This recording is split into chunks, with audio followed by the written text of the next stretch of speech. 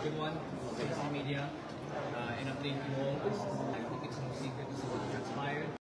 The vote for the speakership is currently ongoing. I just cast mine for Congressman Constantino Cotiti III, being the nominee. Was Albi Benitez or Toby Chanco even chosen by Malacanang? First of all, it was not a matter of being chosen by Malacanang. Aside from that, kung Toby said, ayaw niya. And kung Albi gave way for Cotiti.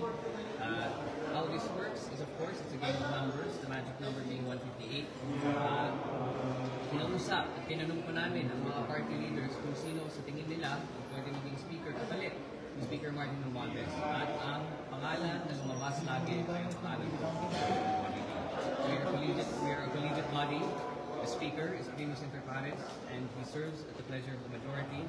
So, nung lumabas po ang pangalan ni Congressman Bogie D, yan po nominate bilang speaker. Sir, sabi ni Pulong Duterte, cover-up move na naman daw po itong pag-resign ni speaker, tapos kayo po pumili kay Bogie D. Kung ang baka style ngayon mga anak siya ng Pangulo, pero I can assure you that we are consultative with all the party leaders, pwede mo silang tanungin, we met for plenty of weeks. Kung nagpakita sana si Kung Pulong dito sa trabaho at sa session, baka makikita din niya. But I'm sure he's busy looking for the 51 billion that was kept in his district. Sinabi ni President Marcos nung magkaroon ng change of leadership. Actually, hindi pa kami nag-usap. The last time sinamahan ko, nakita ko ni Pangulo was nagsama, humingi si Speaker Martin ng meeting kay Pangulo. And then, nagbigay ko siya ng kanyang resignation sa Pangulo bilang Speaker. That's the last time kami siya. Bakit ang direksyon ng Kamara ang gano'n? Siya lang kapit ko din yung Speaker. Of course, the House appreciates that the incoming Speaker is supportive of the President's agenda and programs.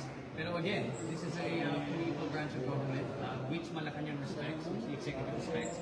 So nasa kong na po kung ano man gusto nila, so kung sino man gusto nila being. Sir, kailan niyo sinabi niyong sinamahan niya si Speaker? Nakita kami.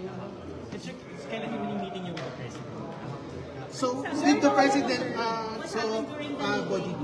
What happened to Kasabi ko lang ma'am, the Speaker asked for a meeting with the President and he gave his resignation and said that it was an honor to work with him and that he was stepping down to ensure the independence of the Independent Commission.